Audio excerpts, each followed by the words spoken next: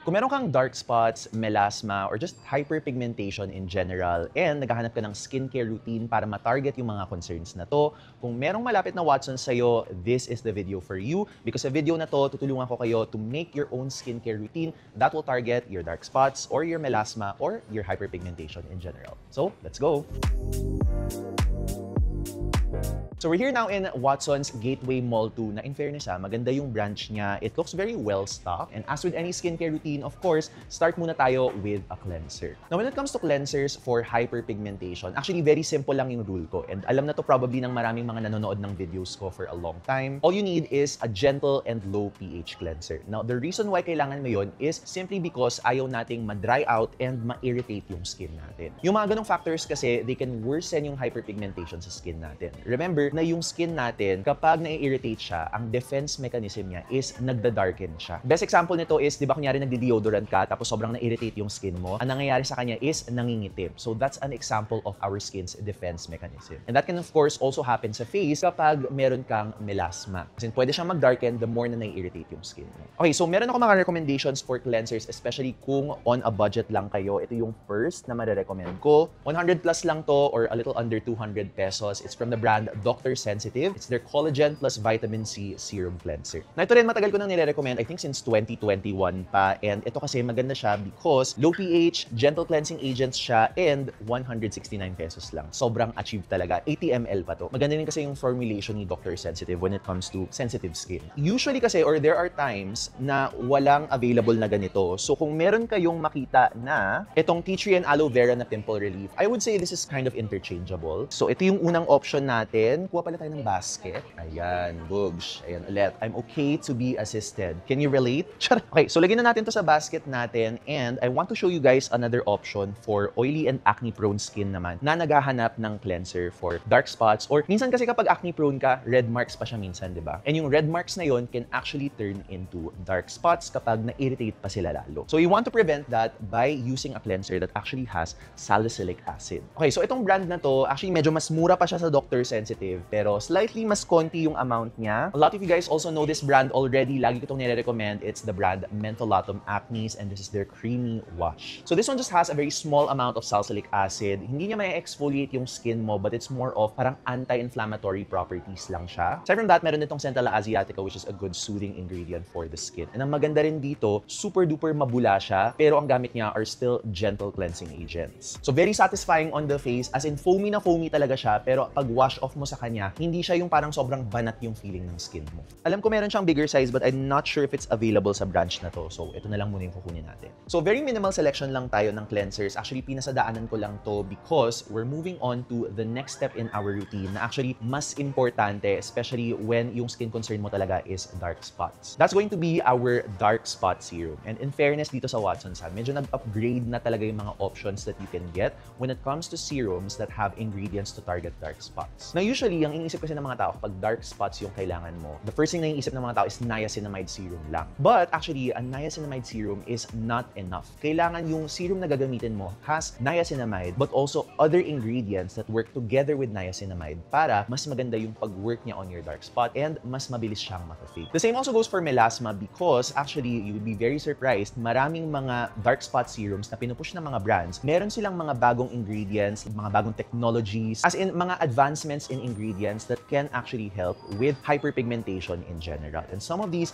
you might not have even heard of. Or baka narinig nyo na pero in passing lang. Now, when it comes to the dark spot serum na favorite ko talaga na available siya sa Watsons, itong L'Oreal Paris na Glycolic Bright Serum. Kaso yung serum na to, this is the older version. And actually, ang i-recommend ko sa inyo is not this one, but the newer version. Ito yung bagong Glycolic Bright. So, I'm just gonna show you kung paano nyo masaspot yung luma sa bago. So, ang kailangan nyo hanapin is the word Melasil. So, makita nyo sa serum na to, nakasulat sa kanya Melasil. Meron din kayo makikitang 8% sa taas because it includes Melasil, glycolic acid, and niacinamide. Itong luma nila, makikita mo nakalagay lang 1% glycolic acid. So, kapag nakita nyo yun, that means ito yung luma. Now, the reason why gusto ko itong bago na to is because Melasil is actually a very advanced or a very innovative ingredient na dinevelop ng L'Oreal for I think more than 10 years. And very unique yung mechanism niya on how it targets yung dark spots mo. It targets it from the deepest layer of yung outer layer ng skin mo. Medyo confusing siya, but all you need to know is Melasyl targets it from the part na ginagawa pa lang niya yung dark spot. And then, niacinamide prevents it from going to the topmost layer ng skin natin. And then lastly, kapag yung mga ibang dark spots na nakaabot na talaga siya sa topmost layer ng skin natin, doon naman nag-a-act si glycolic acid, which this one has just a small amount of for you to be able to use it every day. So yun yung maganda sa serum na to. It works on multiple layers of yung pag-create ng dark spots sa skin mo. And then gumagaling pa lang yung mga pimples ko, hindi pa sila dark spot, nilalagyan ko na nito because alam kong all layers talaga or all stages ng dark spot formation matatarget talaga nito. Na yung only con lang talaga ng product na to is medyo mahal siya. This is at 1,199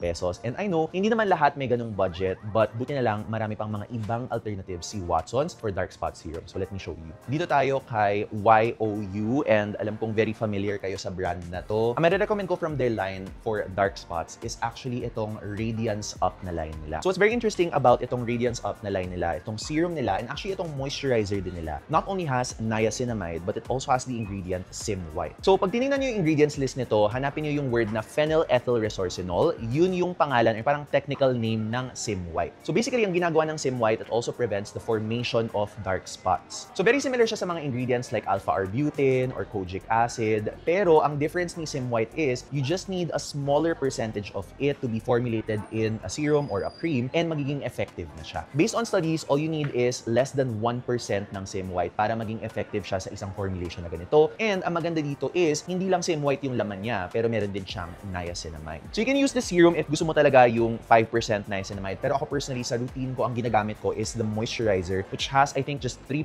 niacinamide, but it still also has Sim White. Ginagamit ko to with my tretinoin sa gabi. So kung nagre-retinoids kayo, pwede nyo rin gamitin to. Okay, so ibalik na natin to and ilagay din natin sa basket natin itong moisturizing cream nila and yung serum. Now, pro tip lang guys, alam ko sa Watsons, medyo mahal to. Nasa around $799 yung price niya, pero abangan yung mag-sale yung Watsons. Minsan bumababa talaga siya at I think $499 na lang. Check nyo rin online, minsan binababa talaga ni YOU yung price kapag nagsasale sila. Kunyari sa mga number sale, like mga 5566, abangan nyo siya. So lagyan na natin siya sa basket natin and let's go to the other side for even more affordable options. Kung hindi nyo talaga kaya si YOU or si Melasyl na almost 1K na siya, diba? 800 to 1K. Don't worry, meron tayong mga options na 500 pesos or even less kung sobrang budget talaga kayo. Na yung unang budget brand na marirecommend ko sa inyo that's under 500 pesos is actually from this brand na actually matagal ko na rin siyang minimension. Ito naman combines the ingredient niacinamide with the also popular ingredient na kojic acid. And they combine it in a serum. And kapag kojic, syempre alam mo na yung brand na number 1 talaga, diba? Of course, it's going to be Kojisan, itong super serum nila na skin lightening. This one I think is the first serum in Watsons that combines kojic acid and niacinamide. And again, magandang combination siya because kojic acid works on the deeper layer and then yung niacinamide nga prevents the transfer of it to the upper layers of the skin. So itong full size nila na serum, this is actually 469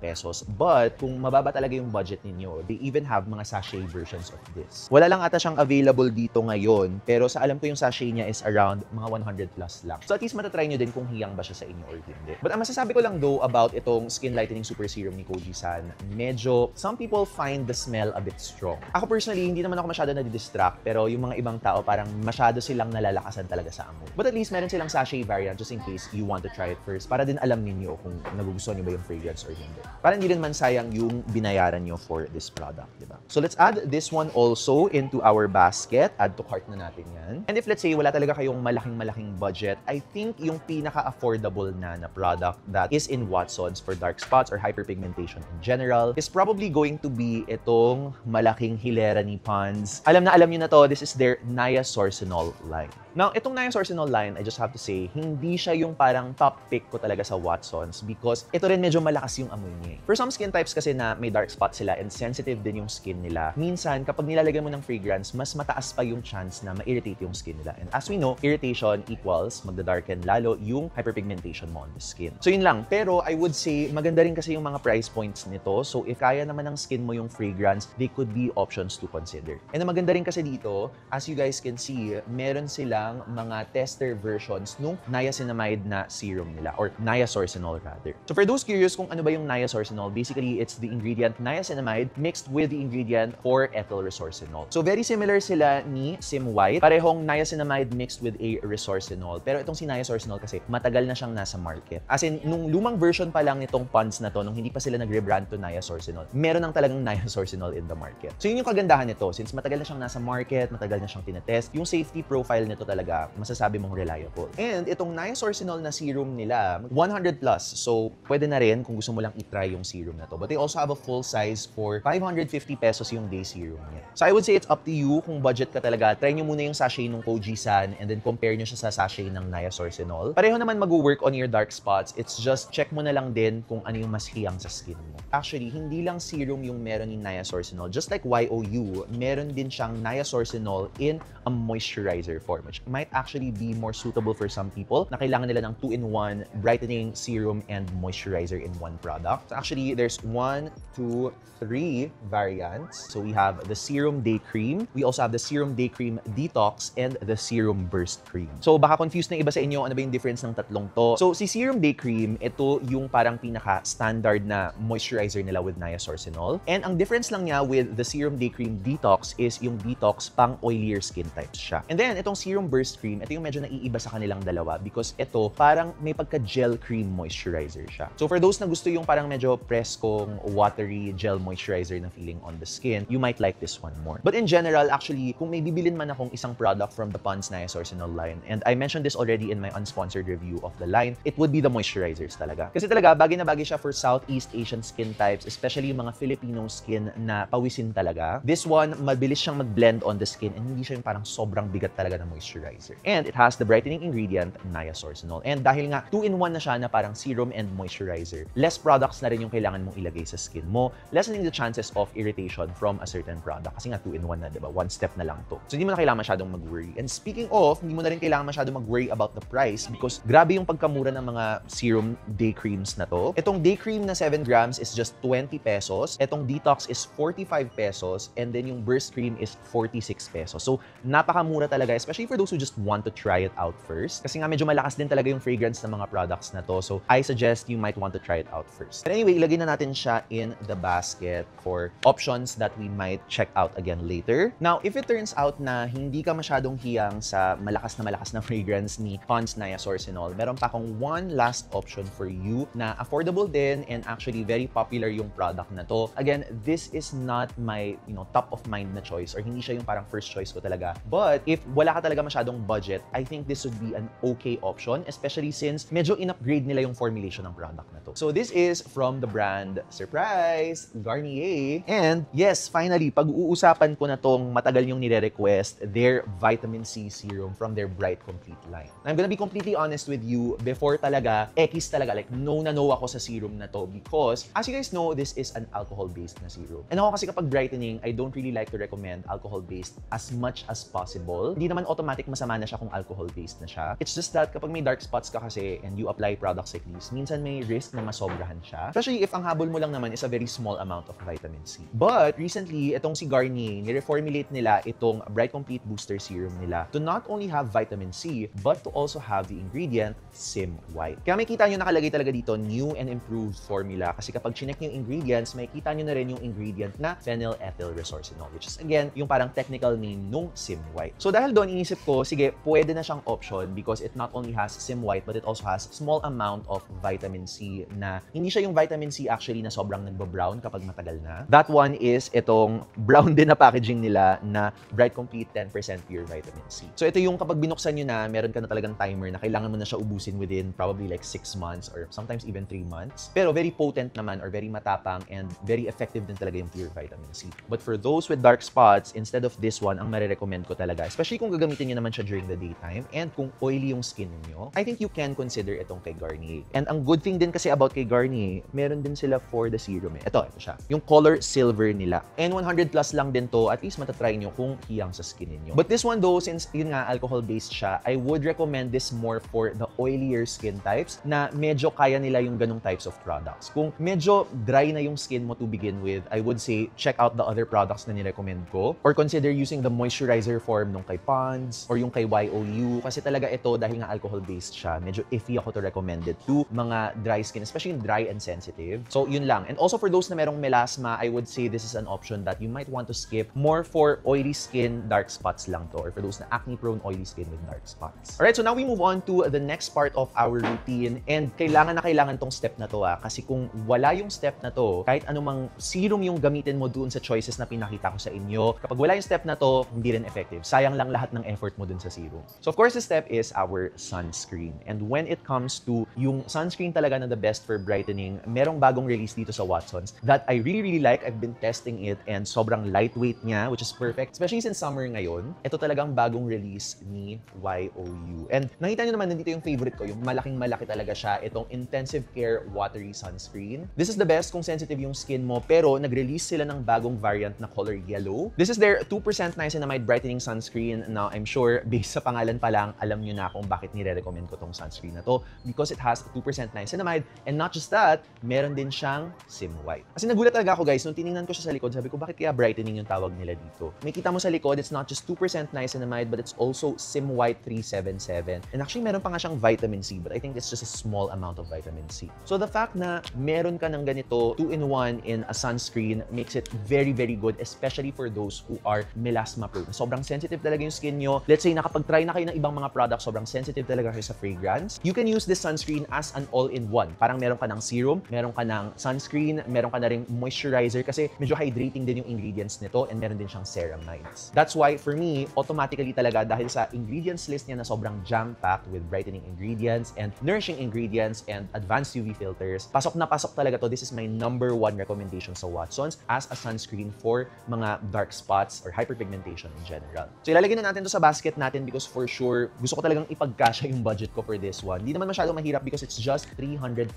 pesos. O, di ba? Perfect! So for sure, idadagdag na natin to sa routine natin talaga. Alright, so I also want to discuss other options. Pero for the record guys ha, itong YOU talaga, I would say this is my #1. As in, prioritize nyo talaga to as your top sunscreen option. But if for any reason, hindi kayo pwede gumamit talaga ng sunscreen na ganito, let's say, sabi ng OB ninyo na gumamit lang kayo ng mineral sunscreen or mas hiyang lang talaga kayo sa mineral sunscreen in general, I will give you some alternatives, but I do have to warn you, kapag mineral sunscreen, mas mataas talaga yung probability na medyo magkaka-white cast siya. As in, wala ka talagang takas if you want a mineral sunscreen, there will always be this chance na puputi siya, tas kailangan mong i-blend ng mabuti para hindi sobrang magmukhang grayish yung skin mo. Mostly, ang mga mamomblema doon are yung mga moreno or morena skin tones. Yung medyo deeper yung skin tone nila. But if, for example, medyo similar yung skin tone natin na medyo fair to light, then baka kaya talaga siyang madaan sa blending. So, kayo na lang ang magdesisyon kung gusto niyo ng ganitong sunscreen na lightweight and walang white cast versus mineral na mas okay for sensitive skin types pero yung trade-off is merong white cast. Or possible na magka-white cast. So, one of the newer options na may kita mo sa Watsons is actually here. Nasa may harap siya. So, dedekwatting ko lang. It's these ones from the brand Bello Sun Expert. And meron kasi silang bagong release na mga pure mineral sunscreens talaga sila. So, this one that I'm holding is the Kids Extra Gentle Sunscreen. And this one is a 100% mineral sunscreen. So, itong kids na variant nila is one of the 2 new releases nila na mineral sunscreens. So, ito yung isa niyang variant. It's the 100% mineral sunscreen. So, I think very similar formulation lang naman silang dalawa. Both of these have 12% zinc oxide and 12% titanium dioxide. As in, yun lang yung UV filters nila, making it a very mineral talaga na sunscreen. But at the same time, in fairness naman kay Bello talaga, it's better than the other mineral sunscreens that I've tried. Papakita ko sa inyo yung consistency. Pero mag-dispense lang tayo on our skin and siya. Okay, magugulat kasi mineral sunscreen talaga siya. So, it will have a little bit of a white cast sa start. Pero in fairness naman kay Bello, as in, they, I think, formulated these sunscreens to be at least blendable on the skin. So, ayan siya.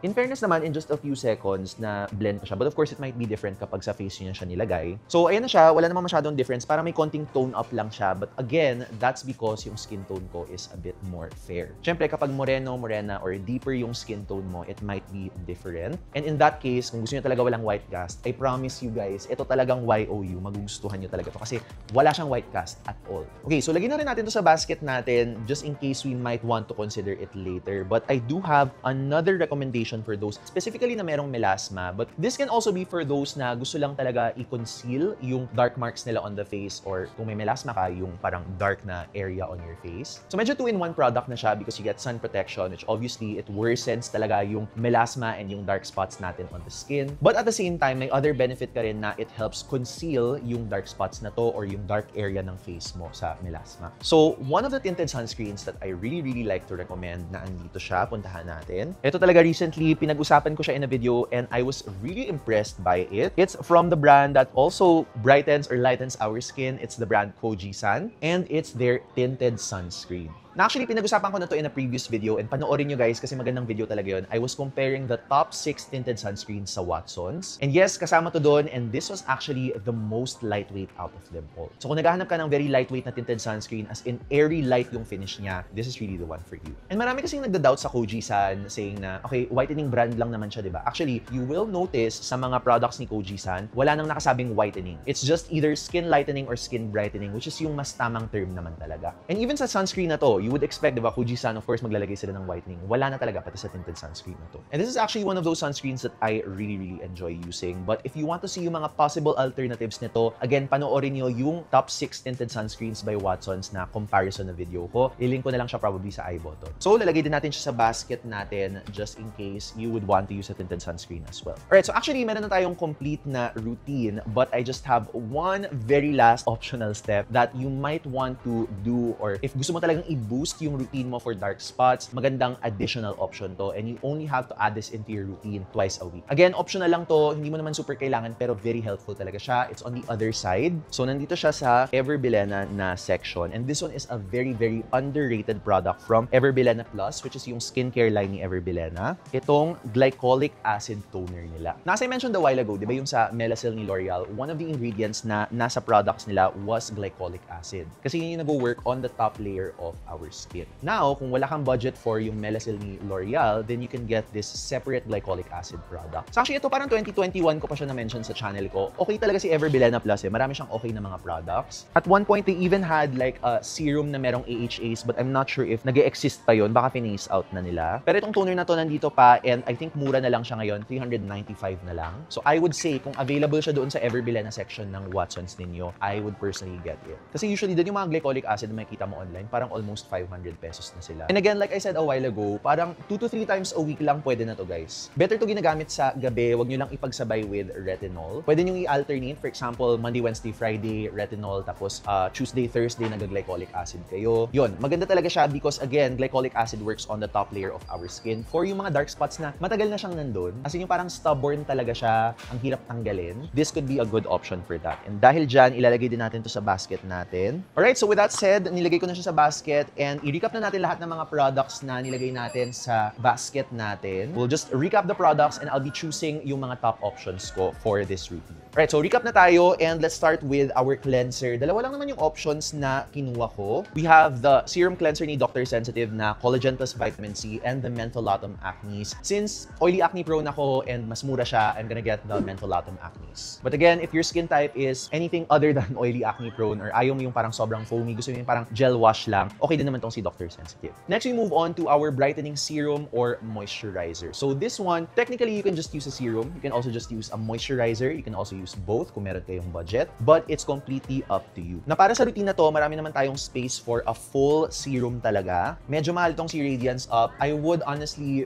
make this my first option pero 799 siya. Mauubusan na agad tayo ng budget kapag ito yung pinili natin. And ito rin si Kojisan is 469. So ang gagawin ko, if I were you, bibilin ko muna yung mga sachet versions. So dahil medyo oily yung skin ko, I think worth a try din naman talaga si Garnier Bright Complete. So I will be adding it. And then, instead of the niasourcinol na serum, I will be getting itong Serum Burst Treat. Kasi mahilig talaga ako dun sa mga parang watery gel na moisturizer na feeling. But just a reminder guys ha, for those na gusto ng parang mattifying finish talaga, okay din naman si Serum Cream Detox. Especially kung oily ka. Personal preference ko lang, so I'm going to be getting that one. And then, I also want to add a glycolic acid toner kasi feeling ko talaga worth it ito na booster sa isang skincare routine. And since 395 lang naman to, yes, avail na natin siya. And last but definitely not the least, yung sunscreen natin, we of course have itong favorite ko talaga na YOU Sunbrella. We also have the Bello Mineral Sunscreens and also the Kojisan Tinted Sunscreen. Na kung ako lang talaga tatanungin nyo guys, wala nang question, ito talaga yung number 1 option ko for the sunscreen. Especially since ang mura niya, 349. Nakakaloka talaga. Yung mineral, ako kasi there are days na tinatamad akong mag-blend. So So, medyo ligwak na siya. Though it's not a bad product. Hindi ko lang talaga prefer siya. And then itong tinted sunscreen, marami pa akong tinted sunscreen so hindi ko muna siya kukunin. Alright, so ito na yung routine natin and I think this is still less than 1,000 pesos. I-calculate lang natin. 150 plus 395 plus 349 plus 177 plus 46. Ay, lumagpas tayo ng konti. So, 1,117 yung total natin. In that case, honestly, I wouldn't be too bothered kung ito lang yung pipiliin natin. Kunyari gusto niyo talaga strictly under 1,000 pesos, okay na tong tatlo na to. As in, cleanser, gagamitin mo day and night. Tapos itong toner na to, gamitin niyo lang probably MWF ng gabi or Tuesday, Thursday ng gabi. And then itong sunscreen, obviously, every morning or during the daytime. Kasi meron na rin siyang mga brightening ingredients talaga. And then, kung kaya ng budget nyo ng a little over 1,000, pwede na rin i-include yung mga serums na to. O, diba? Perfect. Nakapag-build pa rin tayo ng magandang dark spots routine. And in fairness sa Watsons, medyo nag-improve talaga yung options nila for dark spots. Dati hirap na hirap akong gawin to, but in fairness sa kanila, this is 2025. We're living in the future. Anyway, lagyan na natin to sa ating basket and bayaran na natin siya. Let's go! Alright, so ayan na siya. Of course, success na naman tayo as per usual with our routine for hyperpigmentation, mapa dark spots or melasma man yung skin concern ninyo. So again, guys, remember kung wala kayong masyadong time na mag-shopping sa mga physical stores ng Watsons, available din to online. And para hindi na kayo mahirapang hanapin sila sa mga online shops, nilagay ko na lahat ng mga product links to the authentic stores sa description box para naandun na sila agad for you. And I think sa YouTube parang may bagong feature sila na lumalabas na yung mga products, I think sa lower part ng screen. So check nyo na lang kung lumalabas siya for you and nandun na rin yung mga product links that all lead to the authentic stores kung saan mabibili mo yung mga products na to. And dahil nga matagal ko nang tinest and ni-review yung mga products na to in advance for you guys, of course, itong binili ko is not going to be for me, but it's going to be for one lucky viewer. So if you really need a brightening routine right now and gusto nyo sumali sa giveaway to win this specific skincare routine na pinili ko dito sa Watsons, check nyo na lang sa description box din. Nilagay ko na lahat ng mga details on how to join the giveaway para magamit nyo na yung routine na to for your hyperpigmentation.